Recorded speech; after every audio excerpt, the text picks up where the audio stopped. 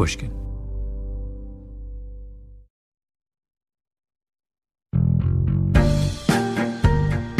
Many years ago, I wrote a book called Blink. It was about snap judgments and first impressions. It was my second book. My interactions with Hollywood were to that point limited. I think someone once optioned something I'd written for The New Yorker, and I'd taken a meeting or two, but nothing came of it. But then, one day, I got a call from Steve Gaghan. If you're a movie buff, you've heard the name. He'd just won the Oscar for writing Traffic, which was an amazing movie about the drug trade, directed by Steven Soderbergh, starring Michael Douglas and Benicio del Toro and Don Cheadle and a million other stars. And he had just wrapped Syriana, another fantastic movie, with Jeffrey Wright and George Clooney and Matt Damon. Anyway, I had never met him. He says, "I'm coming to New York, and I want to meet with you about your book, Blink." Every writer dreams of getting a call like this. I promise you, I was thrilled to bits. And Steve flies in from Los Angeles, and we meet in a cafe somewhere downtown. And just so you get the visual, I'm short and skinny. Steve is, 6'4". He's an athlete, absurdly handsome, maybe the most charming person I've ever met. And he tells me he's obsessed with the chapter in Blink about reading emotions and how there are people in the world who are really, really good at knowing what other people are thinking and feeling. Human lie detectors. So over the next few years, I am basically Steve's assistant in cooking up a story about a human lie detector. It is, I believe to this day, an absolutely brilliant script. But have you ever seen a movie called Blink? No, you haven't. And what I'm about to do is tell you the real story of why the movie never got made. In fact, I'm going to do much more than that. In the next episode, I'm going to tell you another story about an amazing movie that never got made. And then, after that, another story, and then another story. Half a dozen episodes all told, maybe even more if we get into it. Because the thing I realized in talking to Steve about what happened with our long and hilarious and ultimately heartbreaking experience in trying to turn Blink into a movie is that the best Hollywood stories are the stories that never got made. We're calling this series Development Hell. I promise you there will be more name-dropping and celebrity drive-bys and hilarious digressions than you can shake a stick at. We're going to call up the biggest names we can find and just have them pitch us the ideas that broke their heart. I mean, come on. How are you not along for the ride? But today, my very own journey into development hell.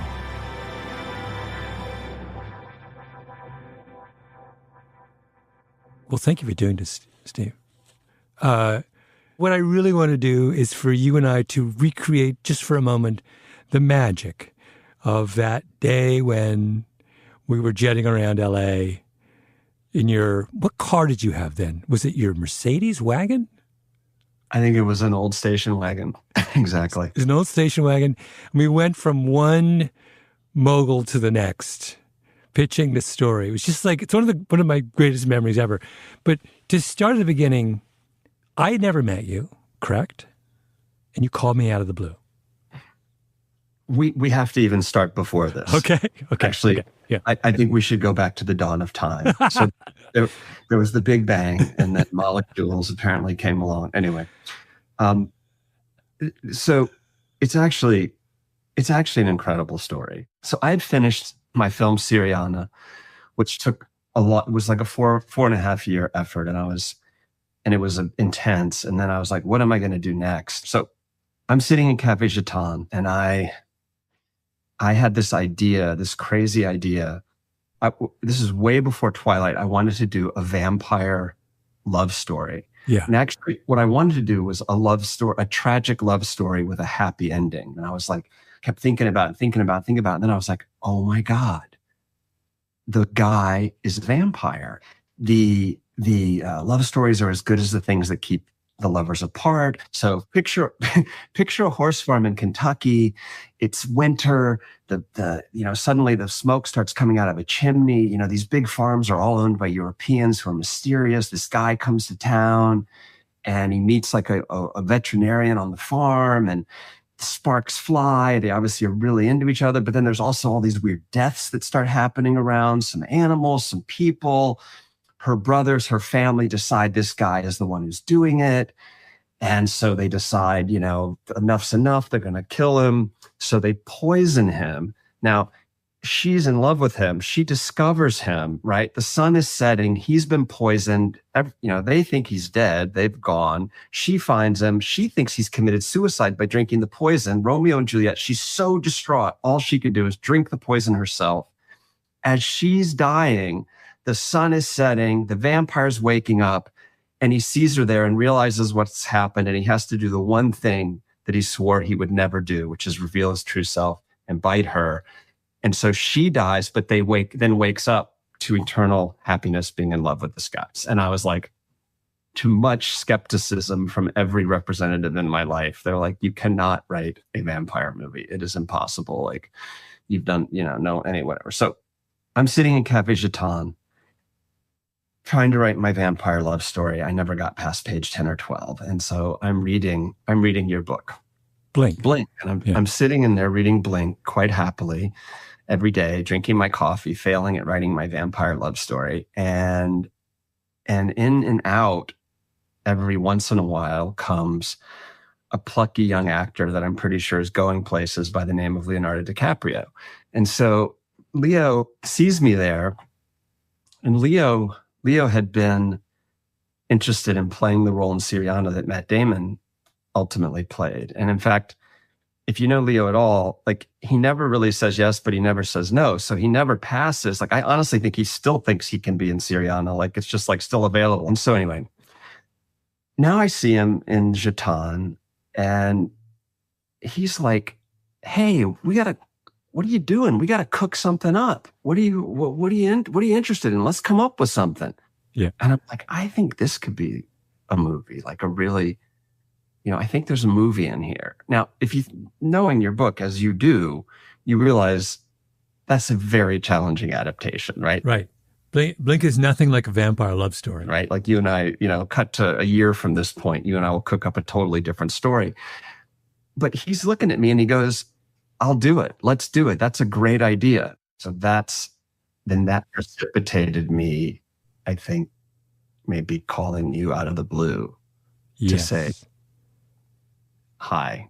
And this is what? This is like 2005? Like maybe 2006 or 7. When do we go? At some point in the story. So we decided we would do something which makes no practical sense, which is turn Blink into a movie. You were, from the very beginning, as I recall, attracted to a very, very specific thing in Blink. The notion of what? I liked the idea that somebody could have almost a truth detector, that a person could have this really heightened sense of when people were being honest or not, and that they could, they had like incredible empathy or who knows what it is, but it's like a fact of life. And for someone, it's a little heavy in some ways, but it's quite interesting in the world we live in, because I at that time, and I don't think it's changed a lot, I felt like, a lot of people are saying one thing and doing another. And this person would always be a little bit ahead of that curve. And this is because I had in Blink a chapter where I talked about the idea that a very small number of people may have the gift of telling when someone's lying. It's all about the research of a guy named Paul Ekman in San Francisco, a sort of legendary figure in lie detection world. And this predates, there subsequently were all these TV shows about people who knew when someone was lying. This predates all of that. Yeah. But way before that, so you and I, we get together, we start talking about it. And I think very quickly we realize we have nothing. We have nothing. Like, what are we going to do exactly? But we come up with an idea. I have no idea how this comes up, but give me your memory of the story that emerged out of our collaboration. So something you and I were both interested in was the looming, was how how corporations treated their retired employees, because they had these pension funds, right? That were like these giant boxes of money. And suddenly out there in the world, these like leverage buyout people and hedge fund people were going, oh my gosh, look at that. There's this giant box of money. That's one thing. But then there are all these obligations that are unfunded to these workers. Now, if you could somehow buy that company and get rid of all of those unfunded obligations that are weighing down the company, you could have a really profitable company. You'd go from having a bankrupt company to actually a company that works really well. The only bad part of that story is that the people that actually put in the 40 years or 30 years of work, are left actually without their pensions or without healthcare, with very reduced pension support. And I think we were sensing that not only was this starting to happen, but it was going to happen in a really, really big way. And I think very quickly we kind of got interested in, and we were thinking about General Motors, and we saw this kind of General Motors bankruptcy coming, and that the pension stuff would be like at the dead center of it. And we ended up making up our own fictional like steel company, American Steel. And American Steel was basically being put in play, by a kind of hedge fund operator who, unbeknownst to him, has a son, a kind of wayward son. So it's a father-son story. And his wayward son has this truth detection ability. Yeah. That he becomes aware of over the course of the film. So Steve, the genius thing about your idea was when you were telling it initially, you started with, we have one of these prototypical ruthless Wall Street predators who's like got the fancy apartment on Fifth Avenue, the huge house out in the Hamptons, and he's everything and he has a son from whom he is estranged, right? A son who shares none of his father's values, but who desperately wants and cannot get his father's approval. You started with this really powerful family dynamic, which was going to be the engine of the movie. What does a son do if he wants to win his father's love, and yet he is incapable of competing on any of the terms of his father's world, right? The son was a school teacher. Wasn't he a school teacher or like teaching in Harlem? He was, he had taken a very long time to graduate from college, like over a decade, and was generally considered a layabout and kind of a loser, and definitely in his own mind. And now he's graduating, maybe, and he doesn't know what to do. And the dad is sort of loosely amenable to perhaps providing him a cubicle at his hedge fund up in Connecticut or whatever. And he goes to work in this kind of shark environment that he's not at all suited for. Except and the dad doesn't know that the son has this gift, this magical gift of knowing whether someone's lying or not. He's no clue that his son has this. He perceives his son as a loser without any kind of special gifts or abilities. And he's tossing his son a bone. The son is still on the outs and a disappointment in his father's eyes. I think it's important to place this film like in the right tone. It has like a Hal Ashby vibe to it. It feels like a little bit like it's in the tone of Harold and Maude, or in the tone of maybe The Graduate even. Like that, I know that was like something I was really, really thinking about. Like what are the pressures on young people right now when they like are looking at what's my future? It allows you to have a little bit of a Shaggy Dog story, but there's like, like you're pointing out, really heartfelt, emotional kind of dynamic, of wanting a father's love, and it's moving. And so the core little plot point is this weird quirk of bankruptcy law, that to go back to your what you began with, that there were these companies that seemed bankrupt but had this large pool of cash tied up in a retirement account for their employees. If a company is in bankruptcy, it is at the mercy of a bankruptcy judge, and bankruptcy law is unique in all law in that it grants enormous discretion to the judge. So there are judges out there, if they want to, they could wave a magic wand and say, you can take this company out of bankruptcy and all the money in the retirement account is yours. Or another judge might say, you can have the company, but you must honor every single obligation you have towards the retirement of your employees. It's up to the judge.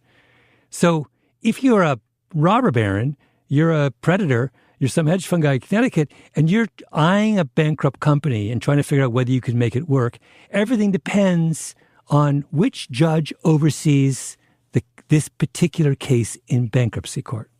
It's incredibly fun as a plot mechanism, because now you're just, billions and billions ride on essentially gaming the system. Which of these potential judges, if you could somehow manipulate it, is most likely to be friendly to your particular robber baron cause? Yeah.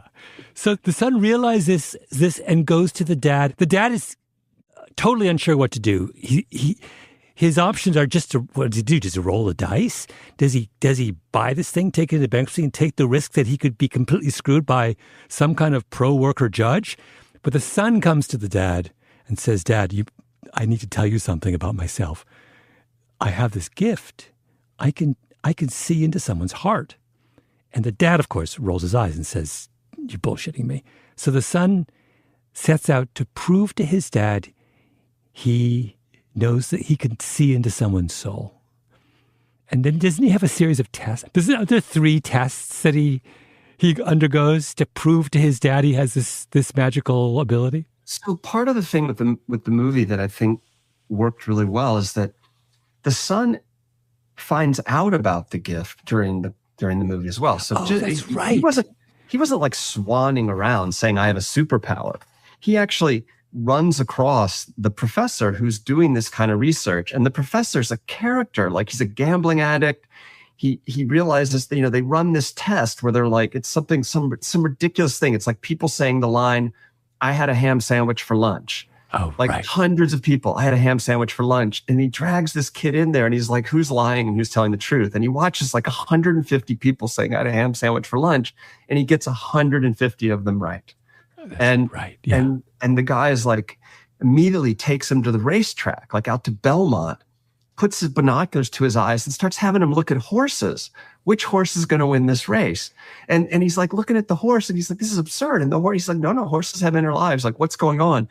And he starts like telling him about the emotional lives of these horses that, who are getting ready to go into the starting gate. And like, one is like thinking about dinner, and one is like had a bad sexual experience recently and like feeling really shameful. And like, they're all just, and he's sort of, by process of elimination, he's like, it's going to be this one. It's going to be the filly. The filly's going to win. Yeah. And so this professor who's like literally a gambling addict, he ends up betting like 15 grand like at the track, and then money through bookies, and the kid is watching him and he's like, "This guy's a psychopath," and then photo finish, and then of course the filly wins, and and our character doesn't believe it, he just thinks this is complete nonsense, and he sort of proves it to him over and over and over. The professor, by the way, is based on a man named Sylvan Tompkins, one of the true legends of early 20th century, mid-century psychology, who had convinced himself that he could read people's inner selves. And also, the thing about going to the horses, that's Tompkins. He would frequent the horse races. He was at Penn. He would go to the horse races in Philadelphia, and he would try and use all of his theories about human emotion to pick winners. So that was all straight from this. He was this autodidact guy. And he wrote a book detailing his theories.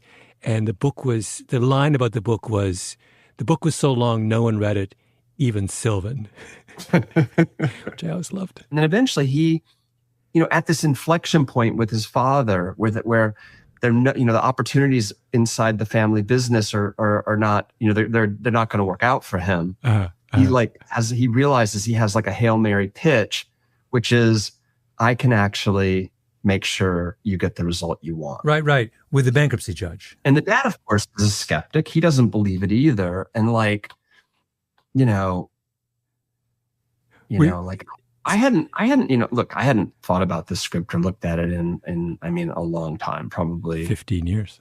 15 years. Yeah. And I couldn't even find the Blink folder. And I was like, and then I just searched for Blink, and then up came a bunch of stuff and the draft. And it's so funny because you get to know that, you put so much effort, into trying to make these movies. And like, it's so much love. It's love. And like, it feels like life or death. And I just clicked on it and like page 65 and up comes, and this is dialogue.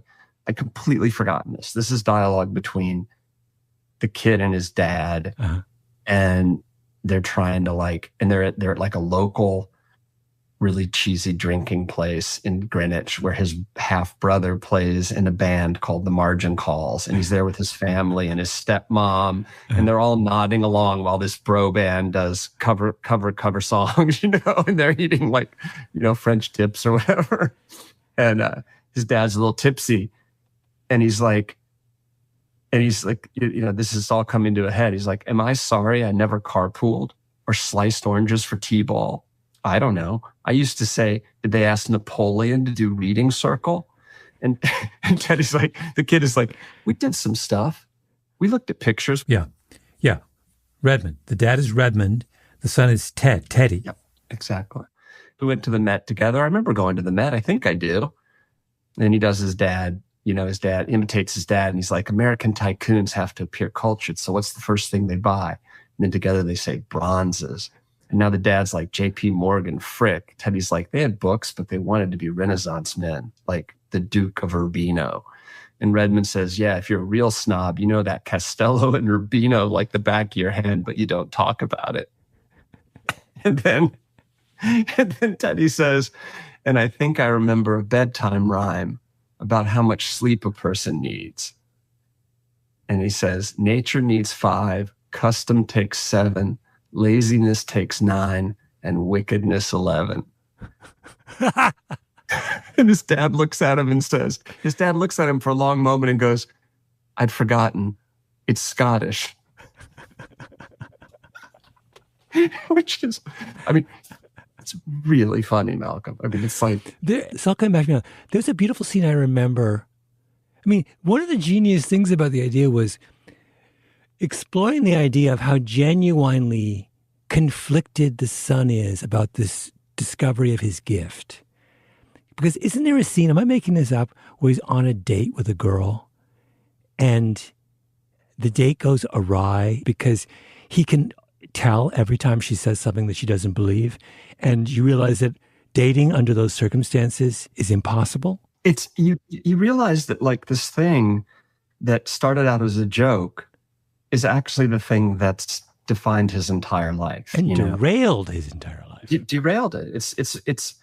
It's made it impossible to trust people in the normal flow of human interaction. Yeah. Because the dissembling is all laid bare. He's 5 steps ahead of all of it, and he's just cut himself off from it. And so he has one chance at redemption, and that is to finally use his gift to win back the love of the person who he most wants to love him, his dad, right? Yeah. So the dad tests Teddy's abilities. Teddy wins each time. And Teddy is then given the job of picking between, is it 3 different judges? I think it must be 3. It's got to be the rule. There are 3 candidate judges, because you can jurisdiction shop in bankruptcy. So there's 3 bankruptcy courts the father can potentially file in, and the question is which one should he file in? And the son's job is to. But in retrospect, I have no idea whether this is actually how bankruptcy law works. But this was the version that we were. But so he's given the son is given the job of figuring out who is the judge most likely to rule in his father's favor. And so he goes and contrives a reason, right, to meet up with each one of these judges and assess their fundamental character. Yeah. I remember, I don't remember them all, but I do remember one was like, he pretended to be an SAT tutor for one of the judge's wayward sons, and he gets into their house and he ends up getting into like a kind of conflict with this guy. Doesn't he play golf with another guy? I think so. Yeah, he does. He goes to play golf. Yeah, I'm usually longer after the turn.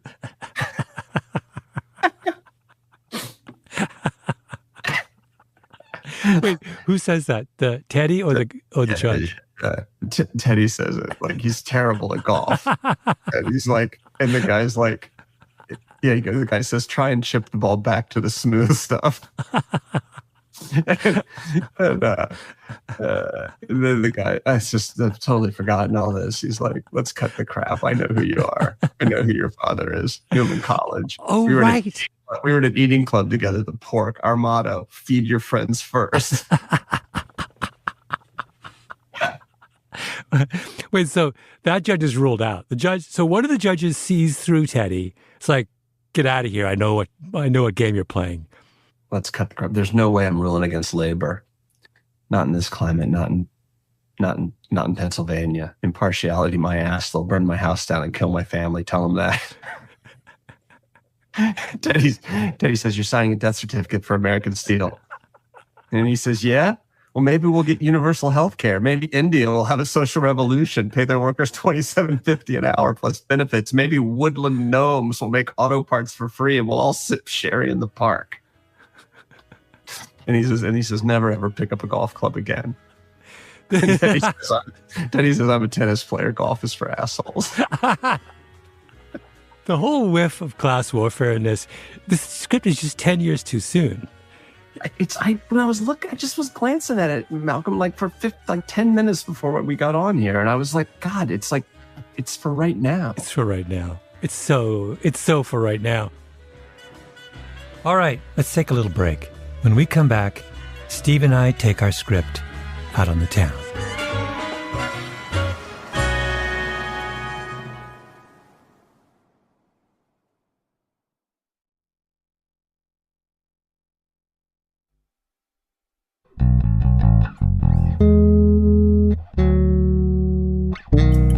Okay, so we're back. Agents are now heavily involved. Word is leaked that Stephen Gaghan has a secret new project. There's a frantic week where we find time on every movie executive's calendar. The plan is to hit every studio over the course of 2 days, which requires driving from the Valley to Hollywood to Santa Monica to Culver City. We map our route like it's the invasion of Normandy. I fly out to LA. Because I am now fully in the fantasy, I book a bungalow at the Bel Air Hotel. Steve, Leo, and yes, I'm calling him Leo at this point, meet for drinks at the Bel Air. But Steve is late, so for a while, it's just me and Leo in a booth at the bar. And for the first time in my life, I'm like, where are the paparazzi? And the next morning, off we go, all three of us. Look, we were really lucky. We had, from my perspective, it's like we had you, with this amazing book that was like a huge, it was really a bestseller and everyone had read it, right? So everyone knew the book, which was wonderful. Everyone knew Tipping Point. And then we won the lottery in that Leonardo DiCaprio attached himself to the movie. So when we were going around pitching it, we're meeting all these moguls, on our day of driving around in the old station wagon. We have Leonardo DiCaprio with us. It was hilarious. So we're like in there, like the three of us, like the three musketeers, like sitting on like these couches in these big offices, and we're pitching our hearts out. And at the end of the day, I think probably they just would kind of look down the couch and there would be Leo kind of, chuckling along. He would just nod. And I think more or less people at that moment were like, we're in. Yeah. It's really, we probably could have just moved our mouths and made no sound come out, and we probably would have been okay. The amount of I must say, the entire time we were with Leo, I was so hopelessly starstruck. He's amazing. He later may have become more famous later, but it was on the cusp of he was sort of genuine heartthrob moment. I mean, he had everything, a heartthrob, but he's also a really good actor. Yeah. So he's he has all these things going on at the same time. And when you're around him, you just, it's hard not to be aware of it. Yeah. Now, other thing so we took this out over the course, I believe, of 2 days. Am I right that everyone we met with one exception bid on it? Everybody bid on it. Yeah, everyone. And I just remember being in your car, driving down Santa Monica Boulevard, and just getting calls from your agent with someone else has signed on and wants to bid. It was just the most absurdly thrilling. To this day, it It was really exciting. And then it was just us just driving around in an old station wagon. You know? To this day, my favorite pitch story was we went to Warner Brothers, and the way we remember, we divided up the pitch. And so you did the story, I did the science. So it was like roughly 50-50. Or sometimes we mixed it up. Sometimes you would do almost all of it and I would do almost all of it. For some reason, the Warner Brothers one, I did the most of the pitch. And I knew no one in Hollywood. My first time ever pitching a movie. Go into this gorgeous executive room, and there are two men in the room. One was very, very tall and very, very handsome and charismatic and warm. One was short and sort of angry and whatever. I, not knowing any better, assumed the tall, handsome one was the chairman of the studio and that this short guy was some kind of underling, flunky, assistant, whatever. So I pitched the entire script to the tall guy. And then, only to discover the short guy who I've been ignoring the entire time is the chairman of the studio. And the tall guy is just some dude who was just in the office that day. It was hilarious. And of course, they bid, which made me think that maybe the mistake we make, maybe their reasons for bidding were that if they're going to come in here and ignore me, I'm going to show them all. Yeah. I remember that. But he never got made. Yeah, I think I probably have information about that you actually don't have, that you may not even know. Yeah. Which, I can explain. When we come back, the bidding war.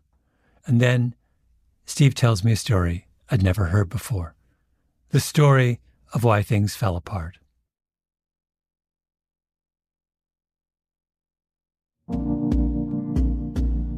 So, we get a real-life bidding war. The town went nuts. We were in Steve's battered station wagon, driving around L.A., and every half an hour, Steve's agent would call. Sony, in. Universal, in. Warner Brothers, in. We have the sunroof open, the windows down. I'm wearing sunglasses. I never wear sunglasses. We don't even need Leo anymore. He gets into his Prius and drives home. We pick a studio. We huddle with our agents. We pick a winner. Checks are cashed. Some brilliant producer is assigned to our case. And off we go. Only it never happens. A year passes, then 2 years, then 3 years. And this is why we're doing Development Hell, an entire series devoted to scripts that never happen. Because this is always the most devastating part of the story. The plot twists that happen off the page. So, Leo's company, they were producers on the movie, and Leo was really into it, and really involved. And at a certain point in time, we had essentially a green light at Universal, and we had a budget, a schedule, and everything. A lot of things worked out, how we were going to do it. And I was talking, I said, I'm going to do like a week more on the script. There were just some things I wanted to fix. And I got into it and ended up working on it for like months and months. And I changed a lot of stuff. But the main thing I did, is the character, and a lot of this is just intuitive. I don't even know why I'm doing it, but the character got like 10 years younger. And Leo, when he read it, he was really funny. He goes, buddy, if you didn't want me in the movie, all you had to do was say so. It's no big deal. And it wasn't that I didn't want him in the movie, but this other thing had happened kind of off camera, which was that I'd met Heath Ledger, and I'd gotten to be very, very close with him, like instantly. Like I just had a real connection with him that was kind of unusual and really special to me. And I got really excited, and I started seeing him as the main character. And once I started seeing that, I couldn't unsee it, and obviously it was very delicate in a way. And Leo's totally cool. Obviously he has 1,000 choices, but in my mind, it was a big deal. I was just like, it if I just said to Leo, hey, I would like to do this with Heath, he would have been like, I'm a huge fan of this. I love him. Let's do it. You know, it wouldn't have been a problem. But in my mind, it was really a thing. Definitely a thing at the studio, because like at first it was like, we were not that interested, you know, because it's like, you can have this really big star, like someone, you know, why would you do that? The really big star being Leo, because Heath wasn't so big at the time. Yeah. And then it changed, you know, because I believe it was right around the time the Joker was coming out, because he then popped as this massive, and then suddenly it was okay. And, you know, all this was kind of happening, and in a good way, I thought, in a way that was really right for our movie. But I also just had this feeling that I was going to just, you know, I love this guy and I was going to make a bunch of movies with him, Heath and everything. And then I got a phone call. They were on speakerphone, and it was Heath Ledger's father, who I'd never met. So he died in a really tragic, you know, like you have like a beer and like a Benadryl and like another, you know, and just absolute fluke. Any other day, you're fine, but just breathing stops. And the dad and a guy who was really close with him, like the guy who was closest to him in his professional life, they were there. And they, you know, with the body, and our script was embedded with him, and your book was on the bedside table. And I think my number was on the script, like written like, ch-ch-ch. And these guys are in, as you can imagine, they are in shock, and they dialed that number, and I don't know why. And I'm in an airport with my wife, just going from one place to another. And I literally like collided. Never happened to me before or since. Like my feet went out from under me. I just literally sat down, like, because I was like, what? And the emotion, like what they were going through, I should not have been a party to in any way, really. And yet, you know, as a human, or as a, you know, somebody who just cares, you know, I just was there, and I was listening, and my wife was looking at me. I remember her face, and I was just like, I was speechless, and I just listened and listened and listened. And, you know, it's just really, really sad, you know, and it's still sad. And, you know, and I think that for me, I just had to put a pin in it, you know, like I don't know. It's something.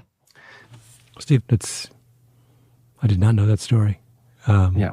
No, I hadn't really told anyone for a long time. And I debated, actually, when we were going to talk about it. I was like, should I talk about it? And I actually asked my wife, and I thought, no, I think it's really good to talk about it, because it was sad, and, you know, and yet, you know, and yet here we are, and we're talking about something that we really put a lot of heart and soul and a lot of effort into, and a lot of care. So I don't really have a clear answer of why we never made it, but I feel like